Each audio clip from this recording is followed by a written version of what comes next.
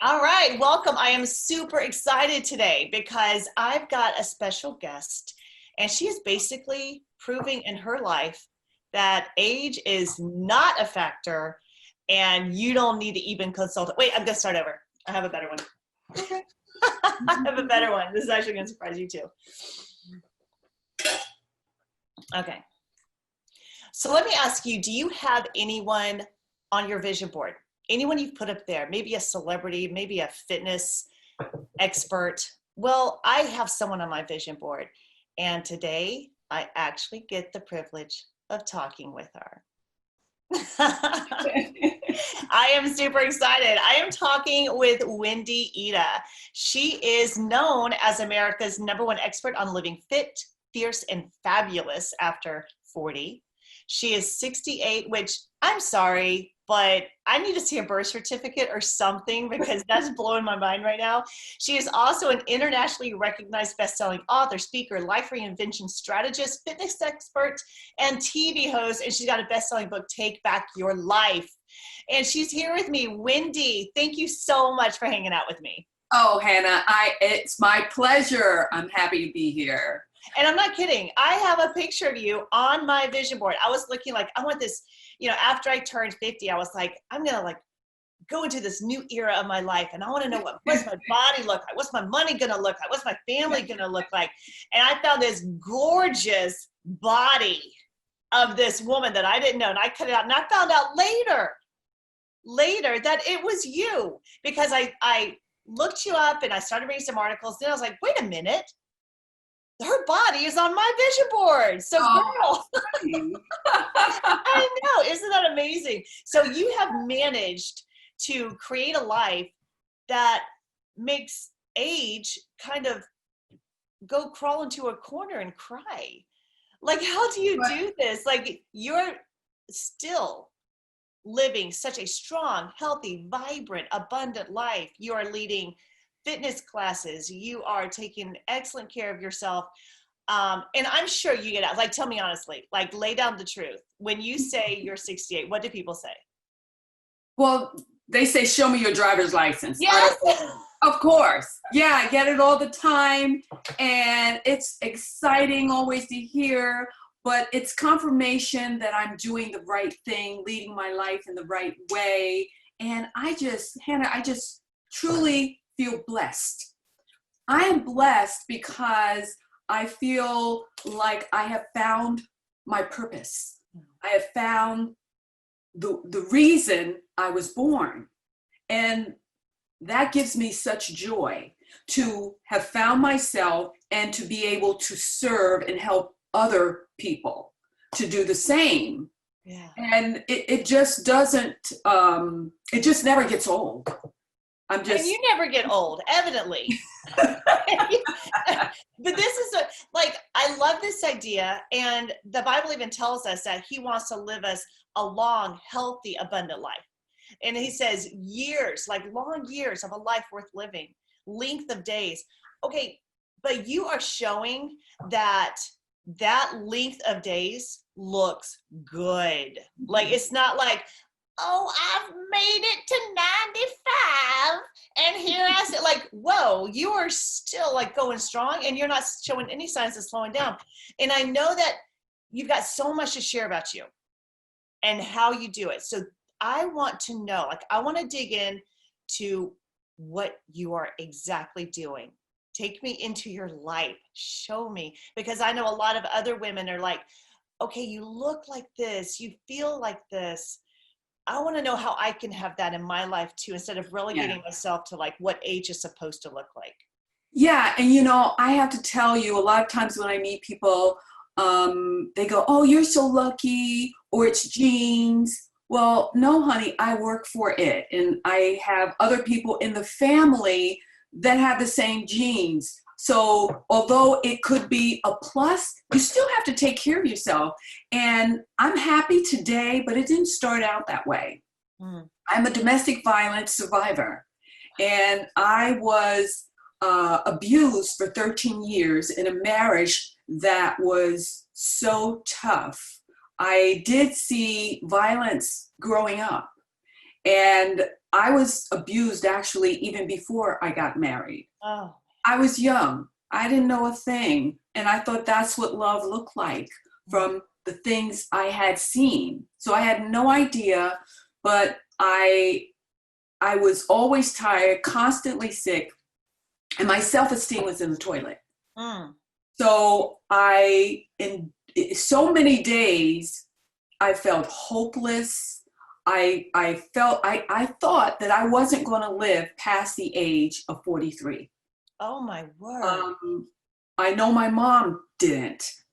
And so I thought, because of my life at the present time, where I almost died through the violence, I didn't know if I could survive mentally, physically, emotionally, all of that. I was abused sexually.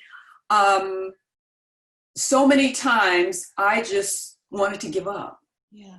And I had 2 children, and they were, I want to say at this time, my savior, because I saw them watching abuse. I saw them being affected. I had this vision that scared me to death of their future. Oh, wow. And I also felt within me that I would not be able to survive watching their future being destroyed. Right, right. Mm. I escaped that marriage for the 3rd time. The first 2 times I failed, but the 3rd time I had to leave everything behind. We fled the state, the East Coast, with just the clothes on our backs. Mm. And we went all the way to the West Coast and started a new life. Wendy.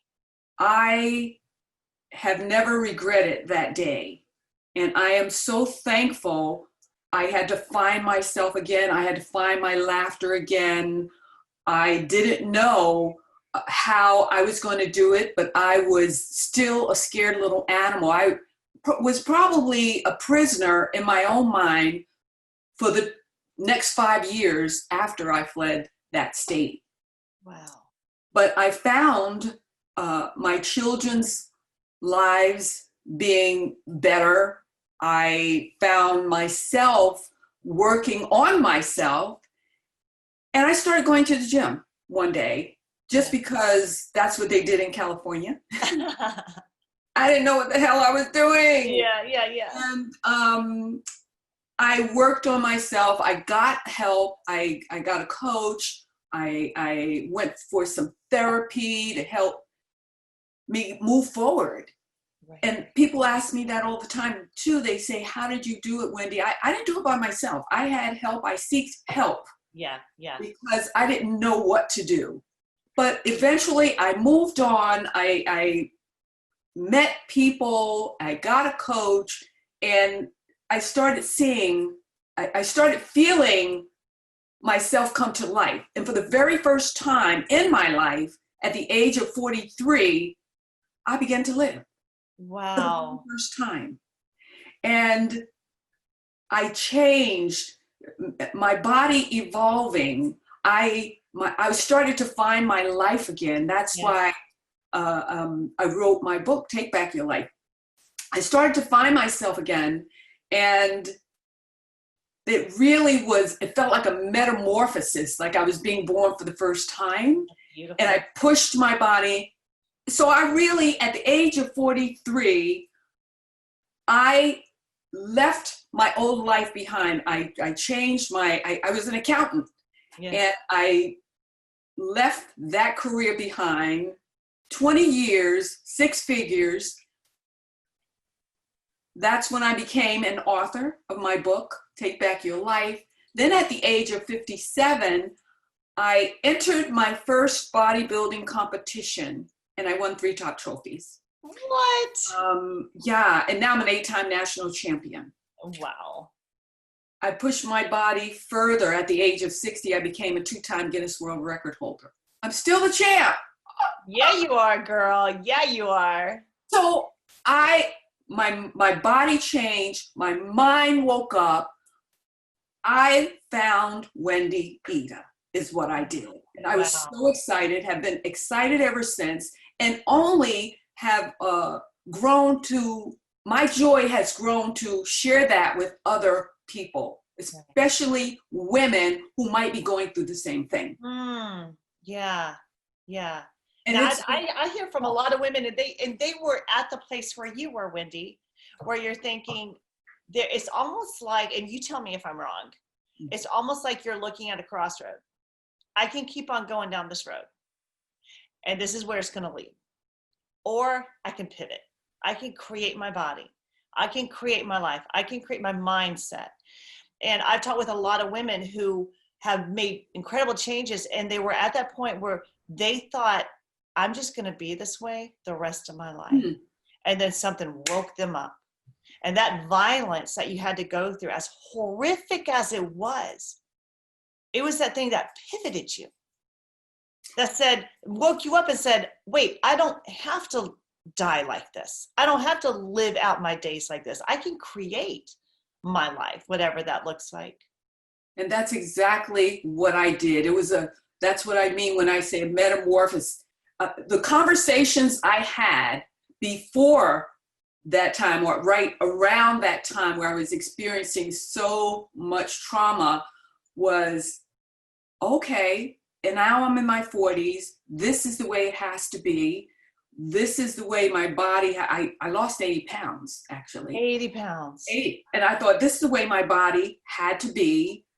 This is the way it was in my mother's generation, and I'm too old, is what I thought. And as my body and mind started changing, I started feeling myself.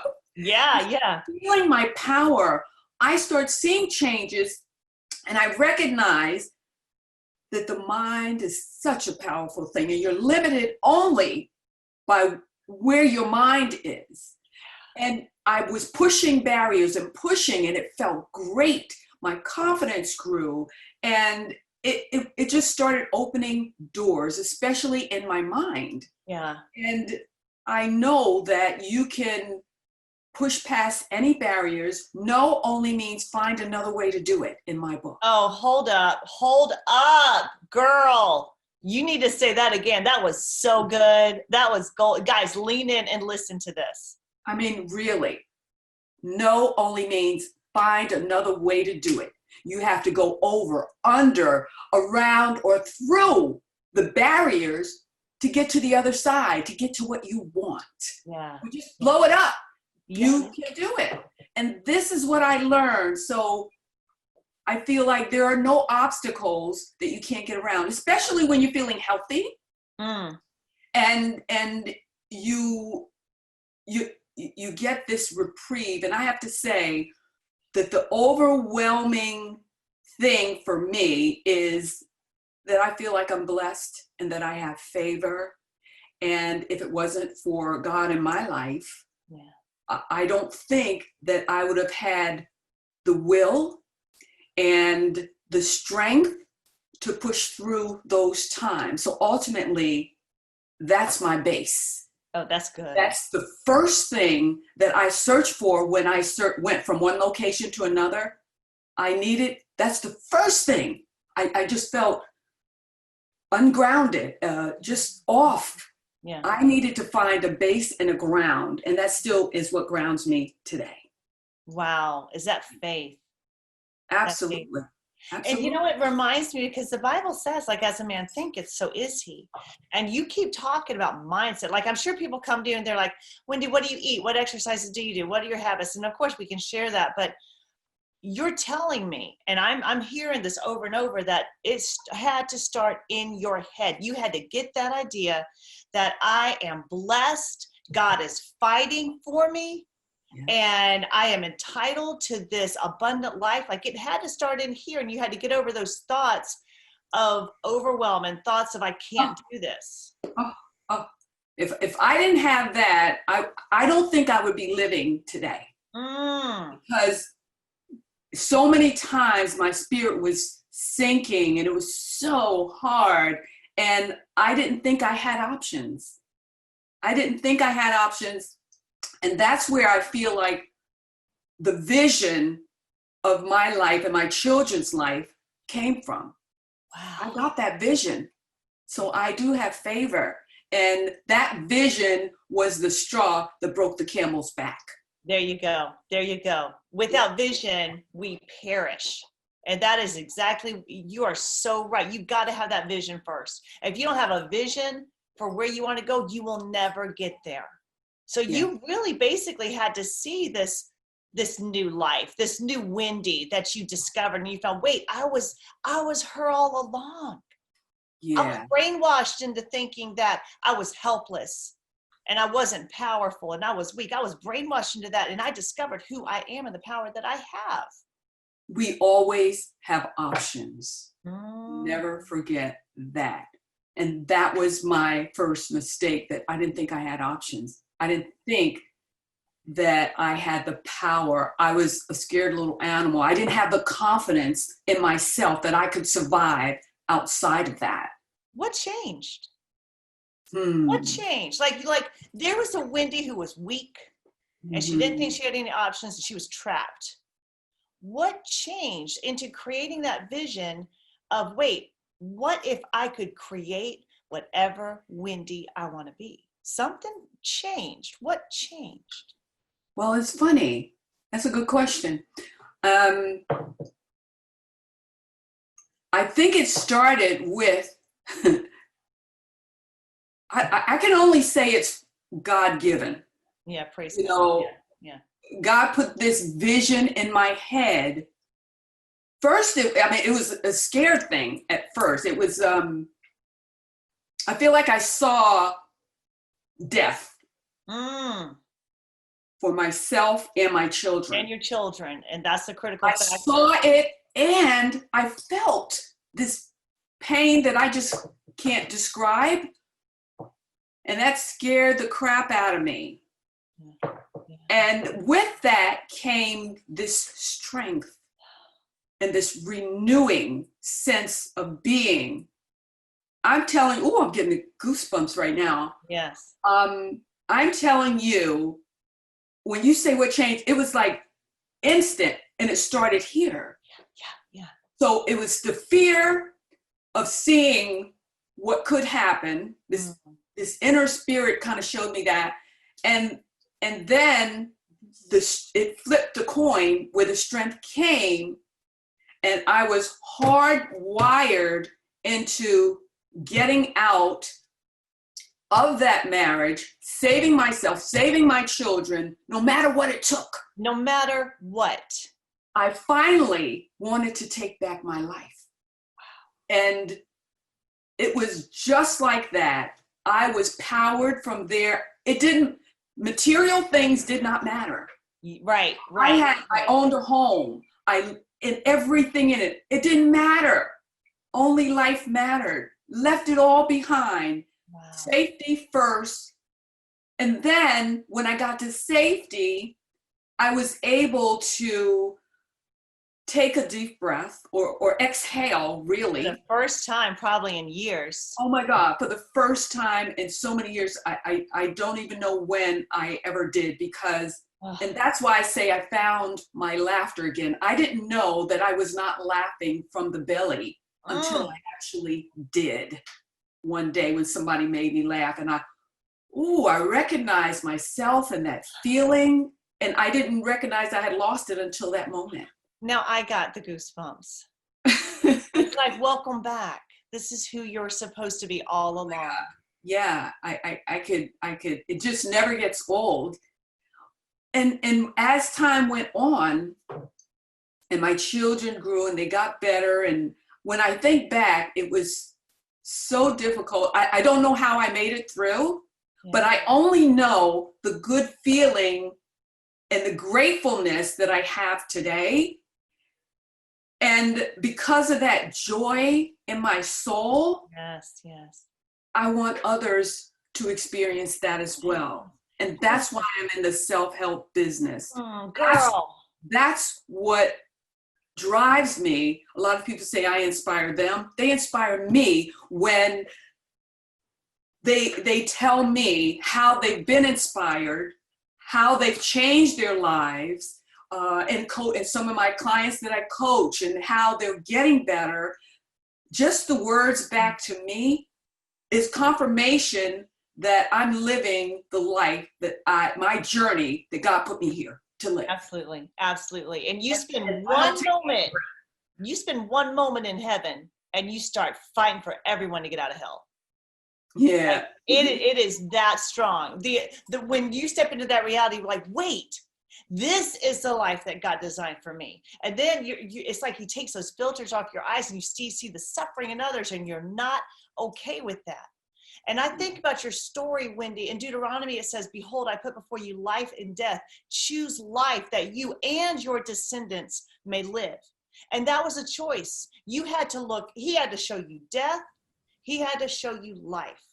Mm-hmm. And that moment, that's exactly right. You made that switch and you said, no, if me and my children are going to live, we're going to make a choice, the hardest choice, and that is to choose life. And that is a choice. It doesn't just, like you said, like people think you're lucky. It doesn't just happen. You make that hard choice and you keep making it and you keep making it. Yes. And here's one of the secrets to that, Hannah. And this is what I say to anyone who is listening. When you're down and out, we're all going to have challenges because that's what makes us grow. That's what makes us better. Yeah. That's how we can appreciate where we are and what we're doing. And we can appreciate the sunny days, right? I think back, even today, when I have challenges, present day, we're living in challenges. We're always going to have that, some greater than others. Yeah. But what lifts me up, and I'm human too, so I get pulled down sometimes. I different things, whatever's going on, we can't always know what changes are going to come about. Some knock us off our feet. Some we know are coming up. But the ones that knock us off our feet, yeah, because I'm human, because you're human, they're going to knock you down to where maybe you feel a little bit of heartache, depression. But how to lift up is the key. And how I do that is, one, I reflect back on those people who have pushed through hard times. How did they make it? Whoa, I could do that too. Yeah. And I pull up stories of success stories, but I don't just look at the success. I look at how they traveled through the hallway of change. Yeah. I always call that hallway a hallway of change. I look at that. How did they go through that? Because you can't just look at how happy somebody is right now. Everybody has a story and there's something underneath that hood. Yeah. That lifts me up in the present time when what I'm dealing with. One. Two, I think about the times that I was down and I made it through myself. And I absorb that feeling of success of a prior event maybe I went through. I embody that feeling of how good I felt, like when I found my laughter. I'm like, ooh. So I take that from my memory and past and I embody it in the present to say, I could do that again. Yeah. I can. So I feel that feeling. I'm like, okay. And the third thing is I see someone who is not as fortunate as me. Maybe they don't have a leg. Maybe they don't have an eye. Maybe they are living in the streets. I'm like, wow, I'm blessed. That's just counting my blessings. That lifts me up. Those three things just lift me up in the moment and help me travel through whatever event, whatever problem I'm going through at the time. And I'm like, I don't have anything to complain about. And if I did it before, I could do it again. That person did it. I can do it too. We're So, all human. Those yeah. two things push me through. Anybody can use that technique. Yes, anyone can. Find evidence. People have done it before. Get into that state of power and then step into gratitude. Yeah. Just Yeah. what you said. And those three things, all of a sudden, when you adopt those three simple steps, sometimes it doesn't feel simple because you want to go into that emotion. But if you can do those three steps right there, you have now become a force for good, a force for change, a force for power. Yes. That's You what go things from happen. victim to victor. Ooh, girl, you about to preach now. That is so powerful. Like, we're talking about so many different things. I know the typical questions you get are, how do you look so hot? Like, yes, but we're talking about life changes, and I'm sure you're going to share some of that. But we are stepping into, I don't know when people are watching this or listening to this, but right now we're in just such a weird time with the whole COVID and, quarantine. And so we're looking at change right now. Yeah. And people can respond in all different ways. Like, they can respond like you were tempted to respond, I'm going to die this way. I'm going to stay this way forever. I'm going to stay powerless. I'm trapped. I just look at my circumstances and there's no hope here. Or we can step into that power mode like you talk about. Find evidence of you coming through crisis before. Find evidence of people who have made success through crisis before. Step into gratitude of what you have now. And all of a sudden, we can go into this new era, whatever that looks like, now with creativity and power. And we can start to create the life. Create the life that we want to live. Yes, that's what it's about. Once you get and that's a part of pushing through your challenges. Once you're grateful and you get into your mindset of where you are and how you can push through those motivational things that can push you through. Mm-hmm. And those were my choices. Everybody has other things that can also push them through. Then you look for the opportunities. Ooh. Actually, we just talked about adapting and pulling up our mindsets, getting in the right frame of mind. That's adapting. Now we're talking about looking for the opportunity. If we sit still, then we're going to feel vulnerable. Yes. To whatever comes our way. Right. This is about getting proactive, yes. Looking for the opportunity and how you can become useful. That lifts you up as well. That will plunge you forward. Now you're feeling productive. Right. And that in itself will empower you. That's so good. That's so good about when you said, look for where you can be useful. Yeah. Like, that is so true. When we stop saying, how am I going to survive, and start saying, how can I serve? Now it doesn't become so inwardly focused. Here you go. And now God can use you, and he can promote you, and he can bless you, and he can cover you with favor when you're like, God, how are you going to use me now? How can I be used now to serve others? You already shared with me that when you see women trapped and in hopelessness, you're not okay with that, because you know what it feels like. And now God can use you to serve on such a higher level because you've been to those dark places and you found a way through. So you're going to take everybody with you. I am so grateful. It never gets old. Right. I feel everyone is here first to take care of your temple. And then you're supposed to share that with others. Right. But you can't help them if you can't help yourself first. Right. I gotta practice what I preach. And right. I pride myself on doing that. Right. You can't give from an empty cup. Yeah. But we are all here to serve. We're supposed to get better and then share that. That's what God wants. He does. He does. That's how he gets his blessing to people, through us. Yes. And it's so powerful. And you said that you can't take care of other people until you've taken care of yourself. And you said that temple we're talking about that body. If you are tired and sluggish and filled with stress and anxiety, you can't be used in the mighty way that God wants to use you. So what do you do? So talk to that woman right now she feels like she's trapped in this body.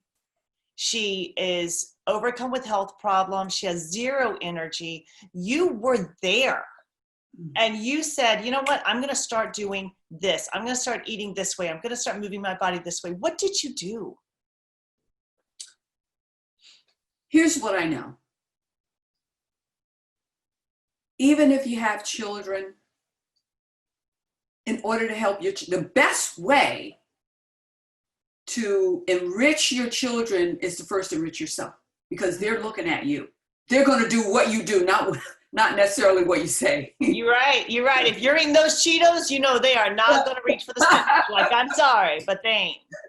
They are going to follow that.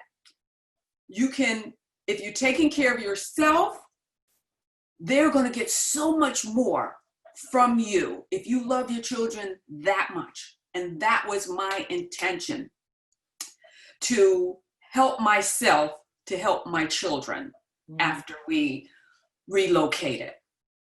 So every day I do something, especially in these times, Hannah. Yes. In these times, you have to really focus on self-care. That means eating nutritiously. Now, a lot of people are locked in, and a lot of people are, they're eating a lot more, right? Because sometimes you do it out of boredom.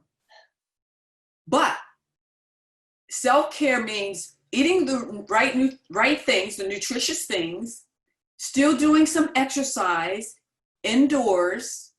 I'm still coaching my clients online, indoors. Yeah. And it's about getting creative with all of that.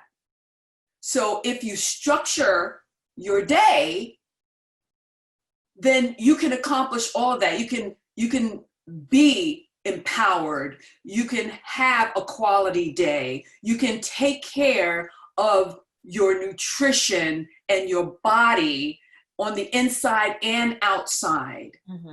If you structure your day.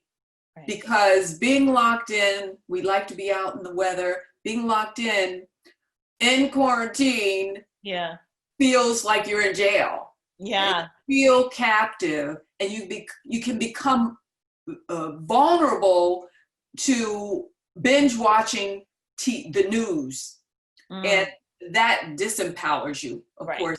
So that's why I say, get dressed. Still do your own nails. Right. You can wax yourself. Yeah. Just regular self-care. It sounds small, but for me, it means so much. And for most people, whether they realize it or not, it means a lot. It does. Yeah. You can connect with people online, just like we're doing now. Right. And it's the best you can do right now. But structure your day. Have something planned for each part of your day. Funny, I do this even when I travel, especially going outside the country.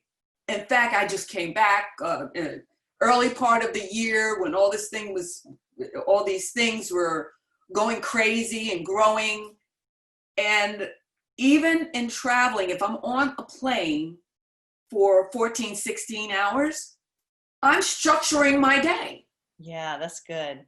I say, okay, this is time to watch a movie, watch a 2-hour movie. Okay, now it's time to eat. All right, now I got to do some work on the computer. And I might do a lot of writing or whatever. Then I'm like, okay, I'm sleepy. I'll go to sleep. This is the same thing that you can do right now at home. Absolutely. Start new projects, reinvigorate old projects. Absolutely. You know, there's so many things. This is an opportunity for a lot of people to really maybe train themselves for a new career. Yeah, totally. maybe the new normal careers that are going to be booming going forward. Yeah. Yeah. So many Exactly. things. It's so good. And, a lot of people will say, I wish I could just check out for a little while, go on a retreat and do some really deep, here is your opportunity. Yeah. So what if we could reframe it and we can say, this is my retreat. It's time for me to take care of myself, to recalibrate, to analyze how I want to move forward. All of a sudden it turns this time, instead of feeling like you're trapped, it turns into feeling like you're nurtured. Exactly. And that's where we want to get to, the feeling of nurture. Yeah. In your structured day, that's definitely a big part of what I do. I do meditation. Oh, that centers me, my soul, my spirit. It calms. And meditation is when you can hear in the quiet the answers to your questions. Yes. That's where I get my answers. Yes. It says in the Bible that we have the mind of Christ. He will give us those answers if we can just quiet ourselves long enough to tune in and listen. He said, draw near to me and I'll draw near to you. The reason you feel estranged, the reason you feel confused, overwhelmed, is you're not coming to where all these answers are. So just be still and know, I'm God. I got this. Listen to what I have to say. Yes, I love that. It ain't rocket science, is it? I love that. And that's what meditation has always centered me. And that's where I've gotten a lot of my answers. And then through the day during this time, laugh at something every day. Or find something that makes you happy. I love a nice lavender Epsom salt bath with candles and spa music playing. I say, Alexa, okay, give me the music I want. I love it. Talk about a retreat. That sounds so good. So we can create this. And I think this is what you, it's kind of like like the theme of your life has been, take what you have and create what you want.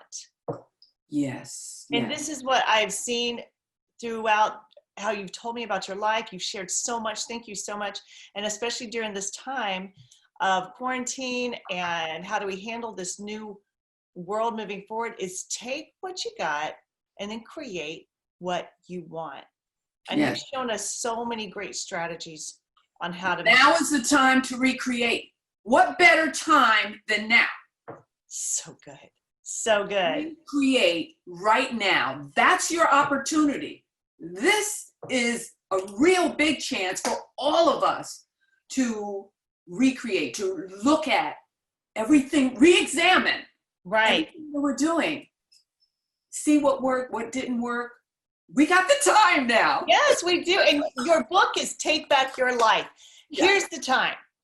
Reinvent yourself. Create the person that God designed you to be. I love that. Absolutely. Absolutely. And anything else you want to share? Like, this is so good. This is gold. Is there anything else you'd like to share with those women who are like, I feel like, what do I do with this time? How do I create the life? Is there anything else you want to leave them with right now?